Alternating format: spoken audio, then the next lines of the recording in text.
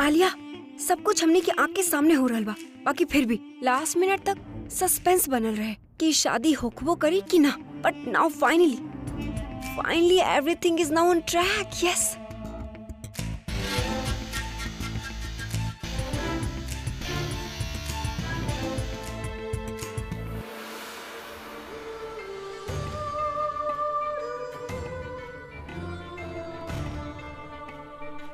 वैसे मुहूर्त बहुत ही अच्छा बा।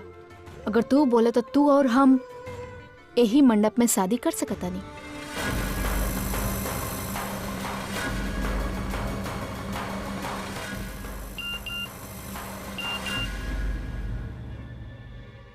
प्रज्ञा के बेगुनाही के सबूत अभी के भेज देले बने, कोनो टाइम के मिल जाए।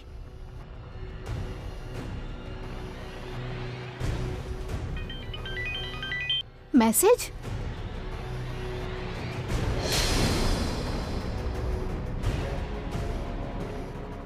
अरे हमर गॉड जी कहा?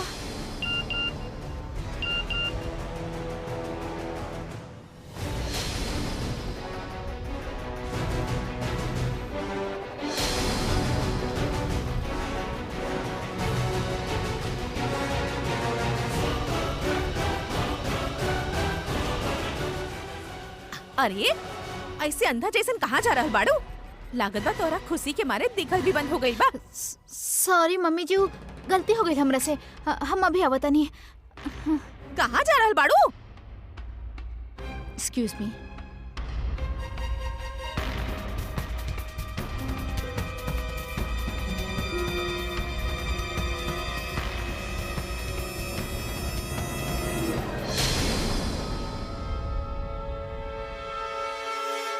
पता भाभी भाभी को मैसेज।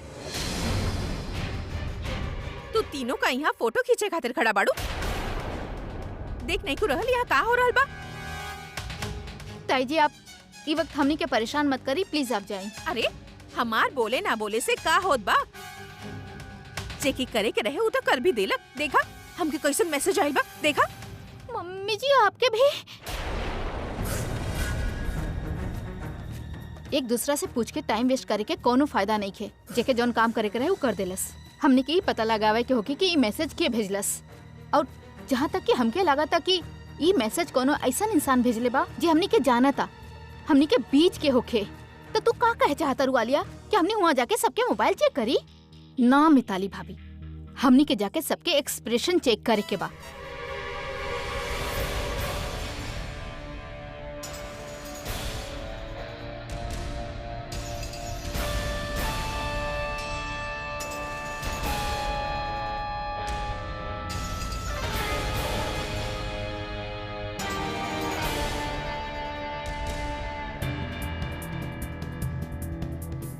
के हो सकता? कहीं पूरब तो ना? ना, ई नहीं के हो सकत।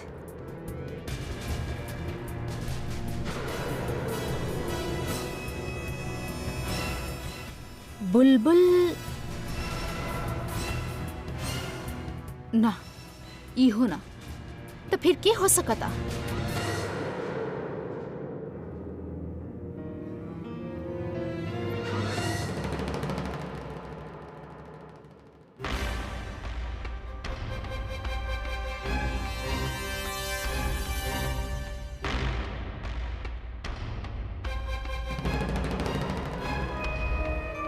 कुछ पता चलल?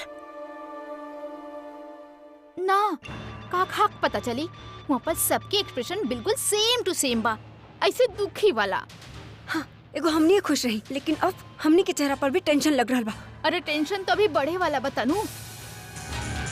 शादी होके से पहले वो एनवेलप अगर अभी के पास पहुँच गई ना तो के सबूत मिल जाई प्रज्ञा के बेगुनाही के। फिर तो ओकर डोली घर के घर में ही रह जाई और वो हो जाई परमानेंट और हमनी हो जाए टेम्पररी। और तो और तू दोनों के अभी एक बार माफ भी कर दी, लेकिन हमार का होखी? हमार पति तो जेल में बा, हमके केहू बचाए वाला भी नहीं खे। शट अप मिताली भाभी, ऐसा कुछ ना होखी। बाकी आप कल का जाओ? हम सोचा था नहीं तनु, ये आलिया बहुत चालाक है। अपन फ्रेंड के तो बचा ली ही और हम रह जाए बलि के बकरा बने खातिर। मिताली का सोचो तरु, कुछ करा खुद खातिर, फंसे से पहले सब कुछ बता दा। हाँ, इस सब कुछ ना बहन जी कहले बिया। आई एम श्योर ये मैसेज उहे भेजले बिया। बहुत चालाक बिया ऊ। अब हमनी के एगो काम करे के बा।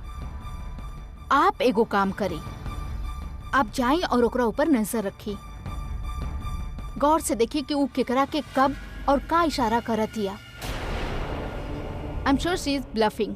ऊ सिर्फ हमनी के बेवकूफ बनावल चाहते, हमनी के डरावल चाहते ताकि हमनी शादी रोक दी।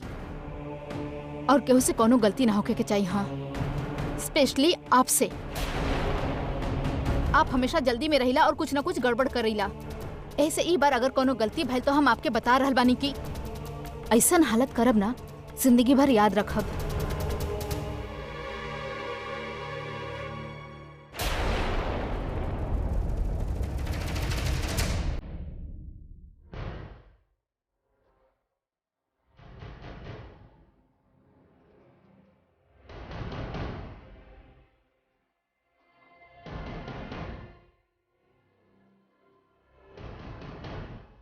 कहा यहाँ का करता नहीं, तुहे तो कहले रहू ना कि चश्मिश पे रिंगरानी करा तो ओकरा पे नजर रखत रही ना।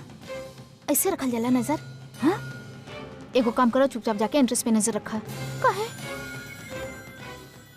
चाहता नहीं जाई।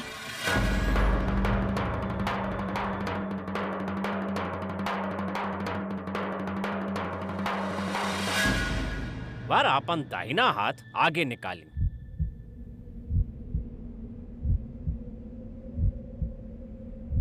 वधु अपन दाहिना हाथ वर के हाथ में दी। आप अपन दाहिना हाथ वर के हाथ में रखें नारायण पूजा खातिर।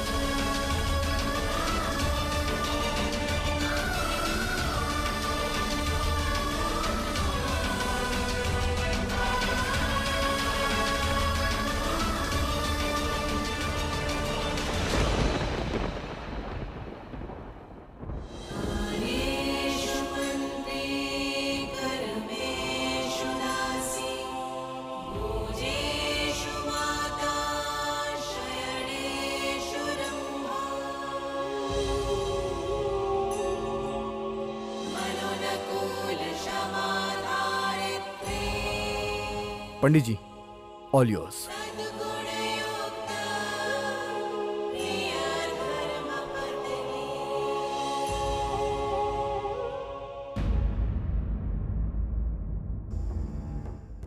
का मुसीबत बा, अब एजा पर खड़ा रह के चौकीदारी करके पड़ी। भगवान, अरे हमार प्रार्थना सुन ली, ई शादी कोनो तरह करवा दी। आपकी ना 1.25 किलो लड्डू के प्रसाद चढ़ाई, सच बोलता नहीं। और हमार पति के जेल से ना जल्दी बाहर निकाल दी। कसम खा के कहता नहीं दोबारा ऐसा गलती ना करब। अरे भाई अंदर कहाँ जा रहल बड़ा? अभी साहब के पास केहू उनकरा खातिर इन वेले भेजले बा। तो ठीक बा, हमके दे दा, हम दे दे। ना ना, ये बहुत इम्पोर्टेंट बा। जे देले बा वो कहले बा सिर्फ अभी साहब के हाथ में दिया। कहीं एनवेलप में सबूत तो नहीं खे?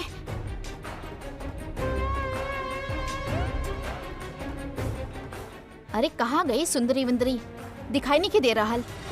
अरे रहल, पहले केकरा के बताई? आलिया की तनु? तनु के पास? ना ना ना, आलिया केकरा पास जाई? तो यह रोका, हम सर के अभी बोल के आवत बनी। एजा का करता नहीं, कहले रही ना एंट्रेंस पे रही। हाँ तो एजे खड़ा रहनी ना, लेकिन एगो बहुत बड़ा गड़बड़ हो गई बा। अब का कहनी, हम कुछ नहीं के कहले। उ ना वो गार्ड कुछ एनवेलप लेके आई रहे अभी खातिर। मिताली भाभी आप बिना मन तो करता, अगर एनवेलप लाई रहे तो ले लेवे के चाहत रहे ना। अरे इसे किसे ले लेती हूँ, उससे अभी के एनवेलप देवे वाला रहे। वो बहादुर के बिना दिले से बहादुर भाई के तो रोक। ये देखा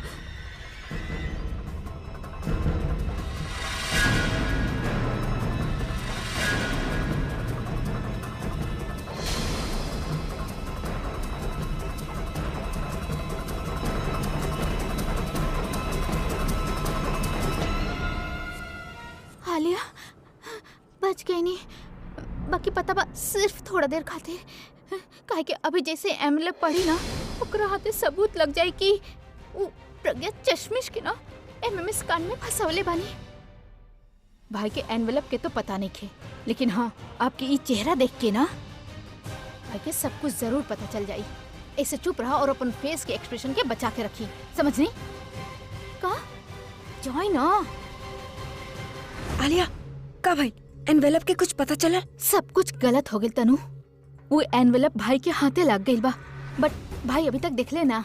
हाँ बाकी अभी वो एनवेलप के कबो ना कबो तो खोल के देखी ना, तब का कल जाए।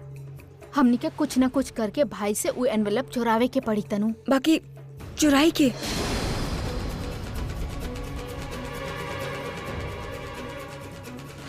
हाँ हमरा तरफ का देखा तरु आलिया, हमने के चुराया वाला वो एनवेलप। हमार तो वैसे भी रिकॉर्ड खराब बा, अगर ये चोरी करत पकड़ा गई नी ना तो अभी तो हमके छोड़े वाला नहीं खे। हमके बिना जमानत वाला वो जेल होखेला ना वो हो जाई। आपके केहू कुछ करे खातिर कह भी नहीं खे रहल मिताली भाभी। आपके पुराना ट्रैक रिकॉर्ड देख के तना केहू भी आपके कुछ करे खातिर ना कही। हमार दिमाग खराब नहीं खे जे आपके कुछ करे खातिर कहब, काहे कि अगर आप कुछ करे खातिर गई नी ना ऐसे पकड़ा जाए बाप। हाँ तो आपके अपना ऊपर भरोसा ना होखी, लेकिन हमके अपना ऊपर पूरा भरोसा बा कि आप तो डेफिनेटली पकड़ा जाए। ना आलिया तू हम कैसे मत देखा, काहे कि हम ही काम न करब। अगर अभी की पता चल गई तो हमार का इम्प्रेशन पड़ी। आई एम सॉरी, हम न करब। अरे हम तोहरा भी कुछ करे खातिर नहीं खे बोल रहा,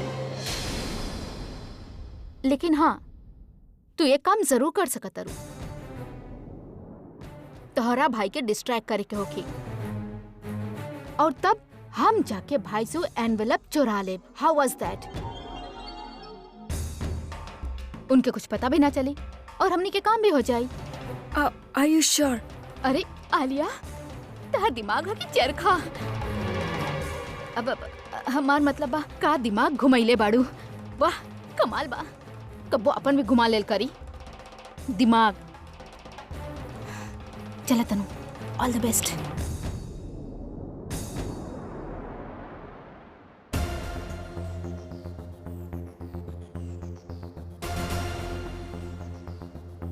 ई का अभी अकेला के लिए मॉडलिंग कर रहल बड़ा, हमके भी बुला ले होता। सॉरी, अभी हमके यकीन नहीं के हो रहा, एंड आई एम श्योर तारा भी ना हो रहा कि चश्मे हमने के छोड़ के जा रहल बिया। हमके जाके ओके थैंक्स कहे के चाहिए, काहे कि ओकरे वजह से तो हमके अपन गलती रियलाइज भइल बा। बट आई प्रॉमिस फ्यूचर में ऐसी गलती कबो ना करब, सच्चो। और अभी हम का कहत रही कि अभी कि हम ना हम सब कुछ छोड़ दे, शूट, एड, फैशन शोज, सब कुछ। अब हम पूरा टाइम तरह साथ स्पेंड कर चाहत बानी। अभी हम मॉडल नंबर 1 ना बीबी नंबर 1 बनल चाहत बानी। अभी दादी के ठीक होइला के बाद तू शादी की बात कर बना। ओके, हाँ अभी हमने हनीमून खातिर कहाँ जाए? हम ओकरा बारे में अभी सोची ना। सोच लेने के तो कब सोचबा? शादी के बाद सोचब तनु। शादी के बाद अभी का भाई देखा हुआ नहीं कुछ गई ए में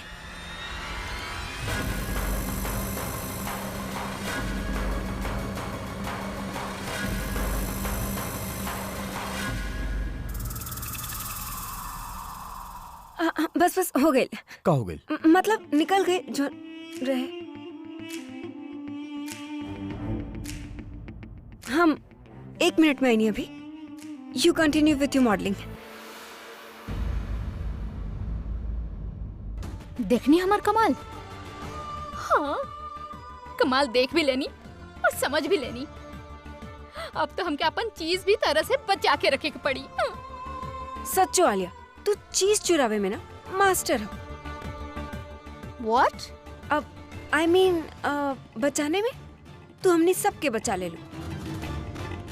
हाँ, बचा तो ले लू, लेकिन ये तो देखा कि एनवलप में लिखल का बा।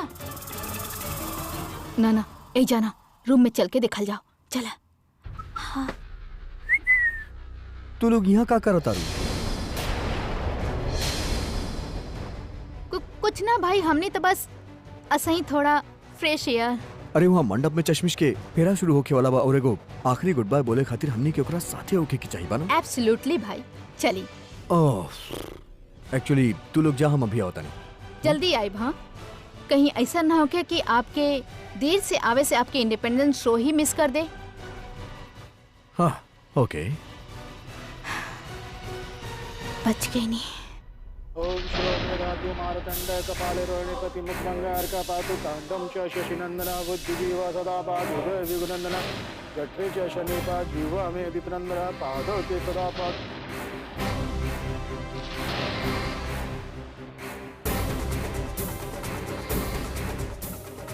ये एम्बलप के पास रखल ठीक नहीं खे। एमे जे भी बा उस शादी के साथे खत्म हो जाए के चाहिए।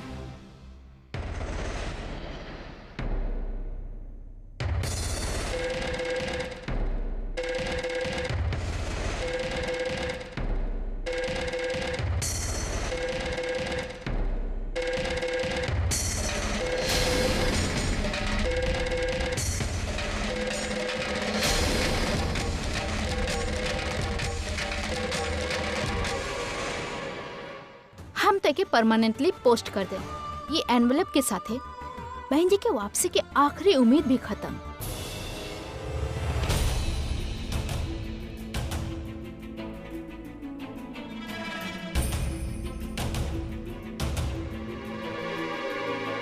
अब आप दोनों फेरा खातिर खड़ा हो जाए।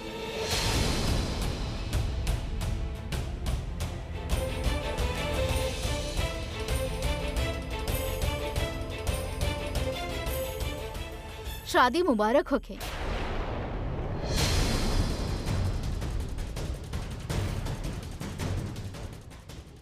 अब बोला का फेंकी तरह पर लाल गुलाब की ओकर कांटा। Come on Tanu, don't be so mean, okay? बेचारी की लाइफ में पहले से ही कितना कांटा भरल बा। ऐसे आज के दिन तो बेचारी के ऊपर फूल फेंकल बना था ना।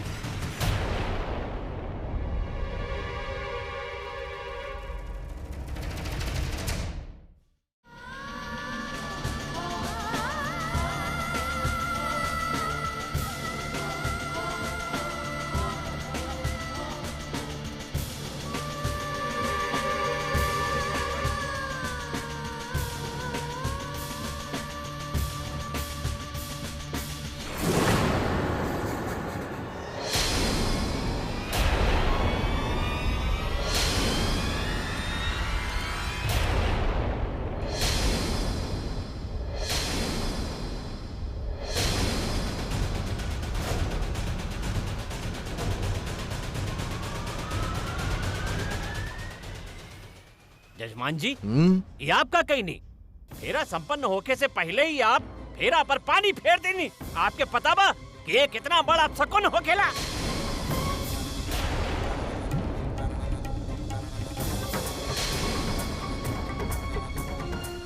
सॉरी पंडित जी, हमके ई बारे में इंफॉर्मेशन ना रहे।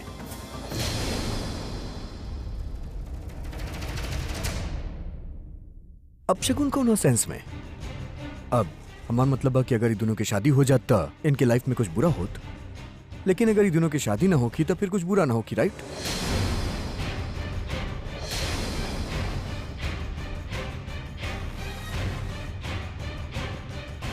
राइट ना होगी तो फिर एगो काम कल जाए, शादी कैंसिल कर दिया जाए। व्हाट से?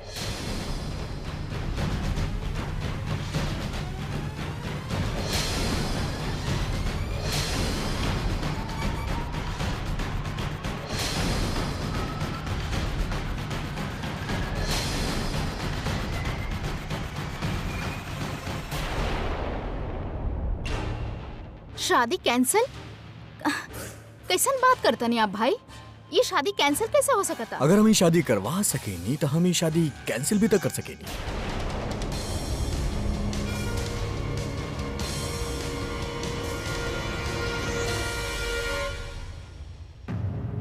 बाना पंडित जी कब अकम्बा? जब सब निर्णय स्वयं लेवे के रहे तब फिर हमके यहाँ बुलाई नहीं ही काहे? वो स्वयं भाई का हो गइल बा आपके? सब कुछ ठीक होत रहे जैसन प्लान कैले रही, बिल्कुल ऐसे ही होत रहे, फिर अभी नया ड्रामा करे के का जरूरत बा? ना आलिया, ये ड्रामा नहीं के, इधर रियलिटी बा। रियलिटी? तनी इंतजार करा, सब समझ में आ जाई।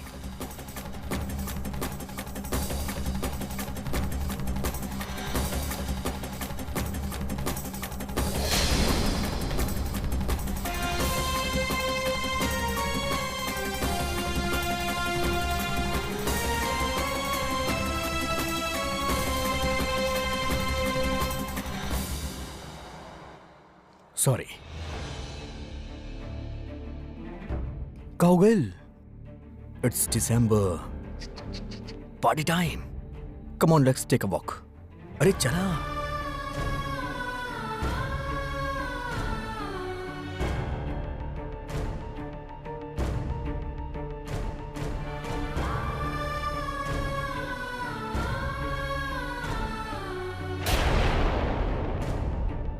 Come on. स्टॉप इट भाई, का करत नहीं आप?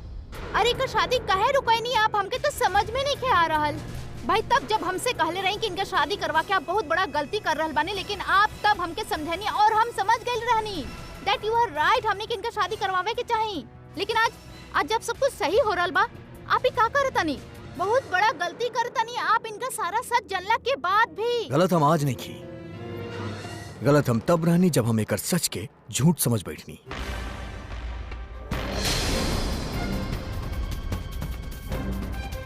और हमारा डिसीजन तब ना अब सही बा। अब ऐसा का हो गई? हमके सच के पता चल गई बा।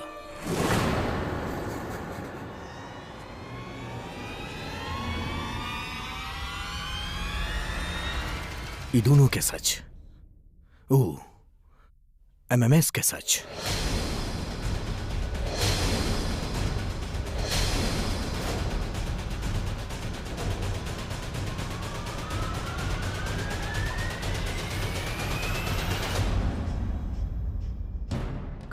कैसन सच भाई? कौन सच के बात करत नहीं आप? अरे आप भी तो इनकर एमएमएस देख ले रही ना, और आप यकीन भी कैले रही, तो फिर आप कौन सच के बात करता नहीं भाई? आलिया, हमके भी वो एमएमएस पे यकीन रहे, लेकिन तब तक जब तक ही वो डिवोर्स पेपर पे साइन ना कैले रहे। बहुत अजीब बियाई लेकी, ये हमके सोचे पे मजबूर कर देली कहीं हम एकरा साथे कुछ गलत तो नहीं के करा। पहले एमएमएस फिर डिवोर्स। हमके लागल ये डिवोर्स के बदले में हमरा से पैसा मांगी, लेकिन जब एल्यूमिनी में कुछ भी लेवे से इनकार कैली ना, तब हम सोचनी कि ऐसा काहे कर रहा बिया। तब हम फैसला लेने की हम ये बात के तह तक जाइब, सच के पता लगाइब। लेकिन सच के पता लगावे खातिर हमके टाइम की जरूरत रहे, और हम जानत रहनी कि एक बार डिवोर्स हो जाए तो फिर ओकरा बाद ई घर में ना रही। ऐसे हम जानबूझ के ही नकली शादी के ड्रामा के नीता के हमके टाइम मिले और सच के पता लगे।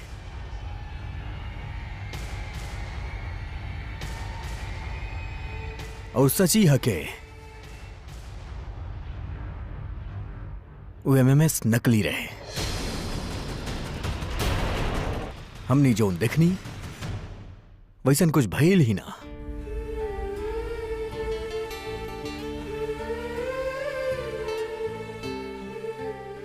आपके अपन बेटी पे भरोसा रहे,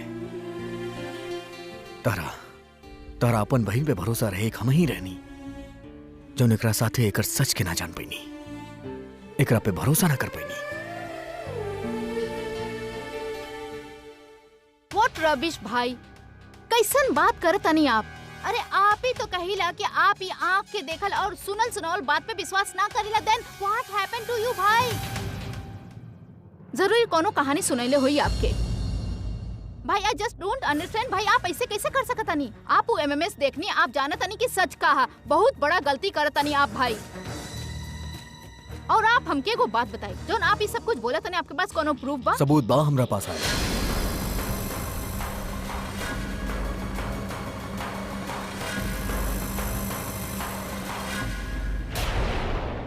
राम सिंह। जी सर। जौन सीडी हम तोरा के देले रानी ओकरा सबके सामने प्ले करा।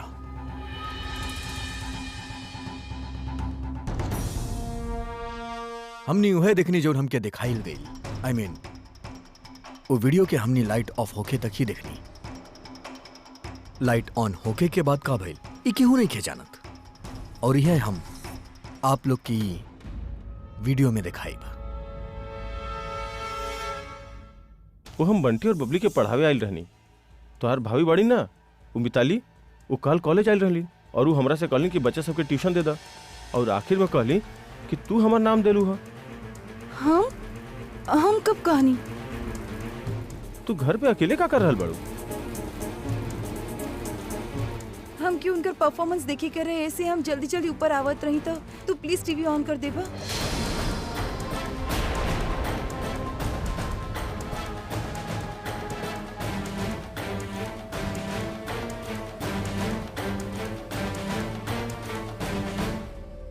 ये वीडियो आपके कहाँ से मिला? बेडरूम में तो कोनो कैमरा भी नहीं खे।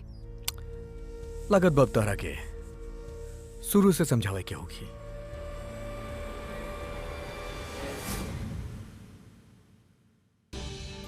कल शादी बा और अभी तक कुछ पता ना चला।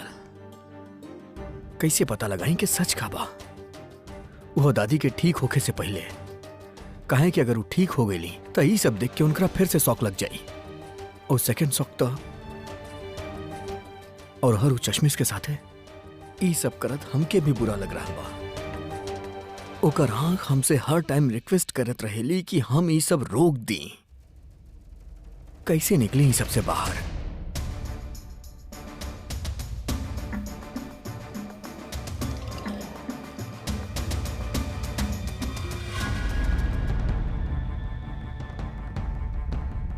इता बंटी के कारा जौन हम ओकरा बर्थडे पे देले रहनी, लेकिन यहां का कर रहा बा? बंटी, ई कहा बंटी? तू ये गाड़ी हमरा कमरे में काहे छोड़ देला? अगर तोरा गाड़ी पसंद ना रहे तो हमके बता देता, हम तोरा के दूसरा गिफ्ट दे देती। ना चाचू, ई कार तो हमके बहुत पसंद रहे और हम एके कब से ढूंढत रही। अच्छा, आपके पता बा चाचू, ई कार में कैमरा लागल बा। हम जब एकरा साथे खेलत रही तो हम एगो चूहा देखनी, और फिर हम ई कार ओकरा पीछे दौड़ा देनी। चूहा आगे भागत रहे और कार ओकर पीछे। ओकर रिकॉर्डिंग भी होखी, हम आपके दिखावतानी। चाचू, हमके ई रिकॉर्डिंग देखे के बा। वो टाइम तो हमने मस्ती खातिर वीडियो देखत रहनी, बाकी फिर हमने वो देखनी जो उनको बहुत सोचले भी ना रहनी। बंटी बेटा, कहाँ बड़ा तू? आवतानी। चाचू, हम होमवर्क करके आवतानी, बस 5 मिनट।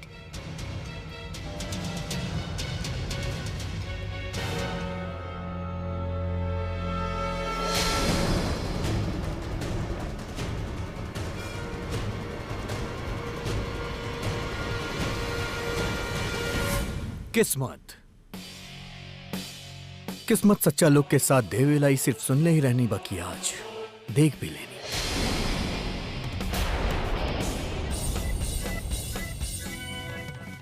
और एकर किस्मत था वाकई बहुत अच्छा बा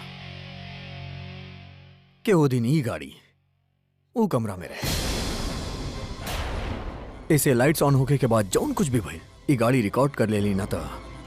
एकर सच हमनी के कबो पता ना चलत।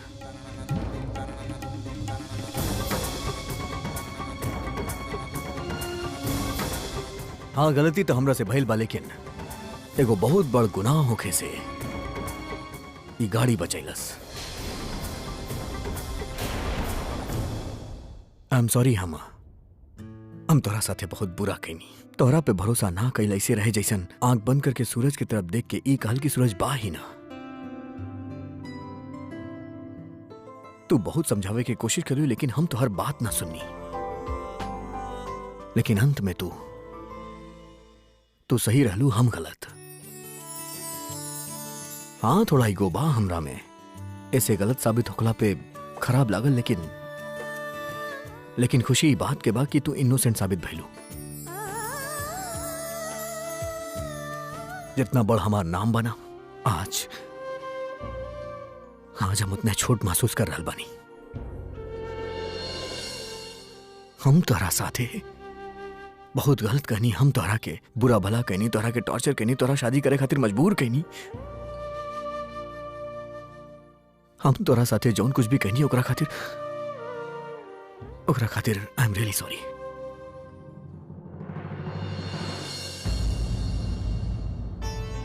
आप प्लीज माफी मत मांगी। आपकी माफी मांगे की कोनो जरूरत ही नहीं की। हमरा ला इतने बहुत बाकी आपके हमारे सच और अपन गलती के एहसास हो गई।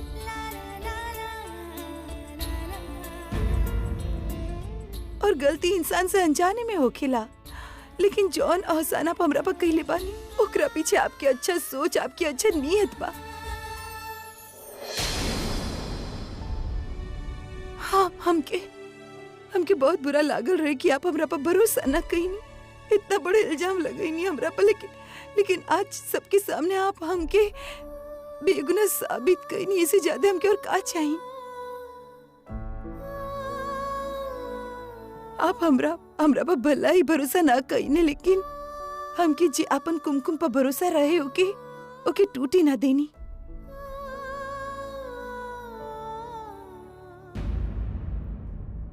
हमरा पर बहुत सारा एहसान कैली, लेकिन आपके ये एहसान हम कबो ना भुला पाई।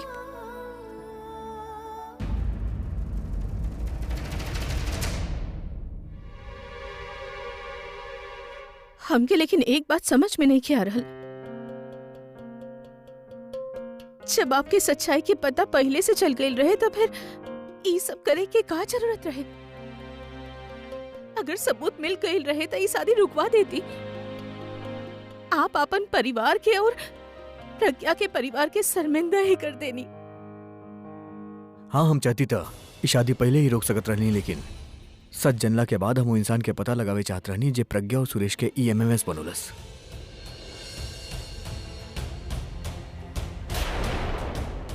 जेकरा वजह से दोनों परिवार के इतना तकलीफ भइल, जेकरा वजह से प्रज्ञा के सब कुछ सहे के पड़ल।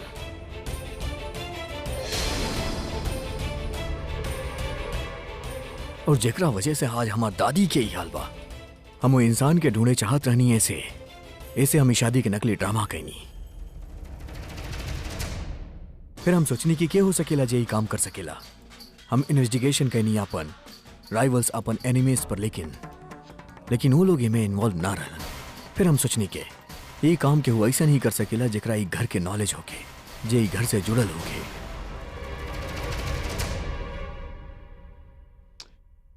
वो बहुत शातिर है और वो MMS के भेजे खातिर बड़ा ही चालाकी से आकाश के मोबाइल यूज करेस ताकि केहू ओकरा तक पहुंच ना सके। ऐसे ओकरा ढूंढे खातिर हमके सब पे नजर रखे के पड़ल। और के शादी पे कैसे रिएक्ट करेला,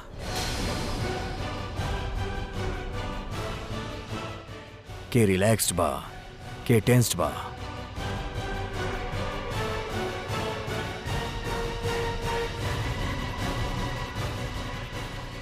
और के सबसे ज्यादा खुश।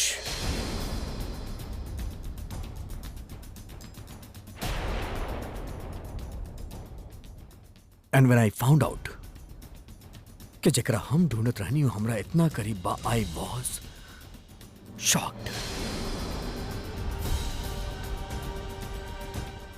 काश कि हम ओकरा कबो ढूंढ लेना होती। के हऊ?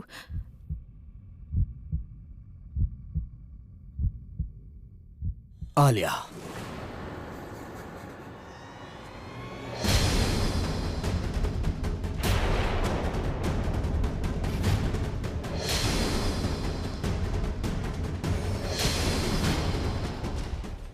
हम का आप आलिया कहनी भाई? हाउ कुड यू इवन से माय नेम? आपके का लगता हम कइले बानी सब कुछ?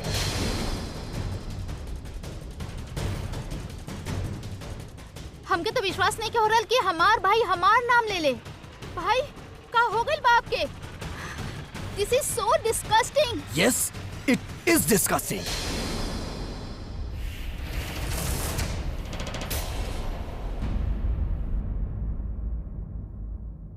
और तोहरा से ज्यादा हमके ई बात के खराब लग रहा बा कि हमार आपन बहिन हमरा साथे ऐसन कैलस। अरे हम जेकर आपन परछाई समझत रहनी हूं हमके अंधेरे में रखलस। याद बात आ लिया, याद बा हम तोहरा से का कहत रहली कि हमार बहन ऐसा कर ही ना सकेली, हमार बहन ऐसा बिया ही ना। लेकिन आज हम खुद से ही सवाल पूछ रहल बानी कि हमार बहन ऐसा काहे कैला? एक औरत होके दूसर औरत के साथ इतना गंदा हरकत।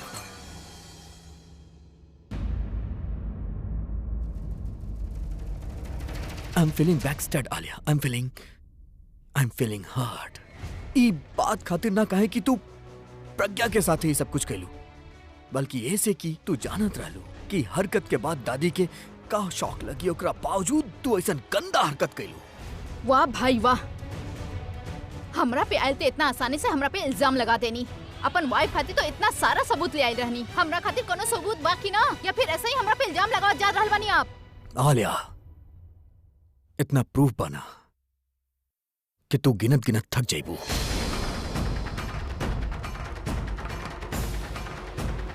शुरुआत ऐसे करत बानी।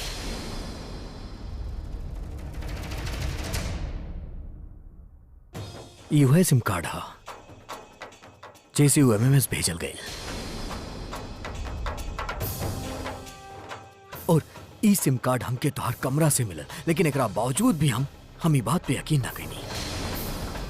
हमके लागल तोहरा केहू फसावे खातिर ई सिम कार्ड के तोहरा रूम में रख देले बा।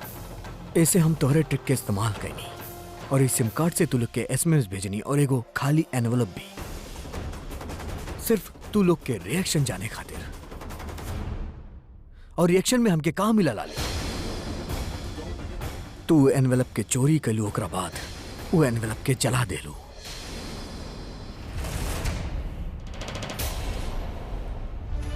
तू आधा झूठ ही जला पैलू, आधा सच ई रहल।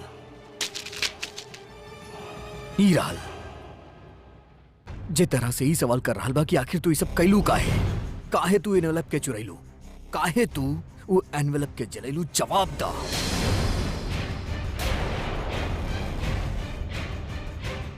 बोल दा कि सब झूठा, कह दा कि हम झूठ बोल रहल बानी। जौन तरह प्रज्ञा के तू हर बात के झूठ साबित कलू, तरह हमके भी झूठ साबित करता। बोला कि सिर्फ तू सच्चा हो। हाँ, चुप काहे बाड़ू? ई चिल्ला चिल्ला के कहत रहली कि बेकसूर बिया, लेकिन हम एकर बात ना मननी। कहे कि हम तोहरा पे एकरा से ज्यादा भरोसा करत रहनी, हम तोहरा से प्यार करत ली। I was proud that you are my sister.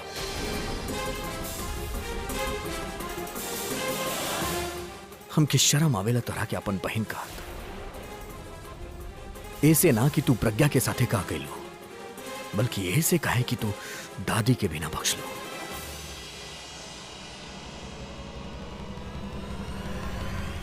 तू जानत बाड़ू ना हम दादी से कितना प्यार करीला, और उहे प्यार खातिर आज के बाद हम तोहरा से सिर्फ नफरत करब।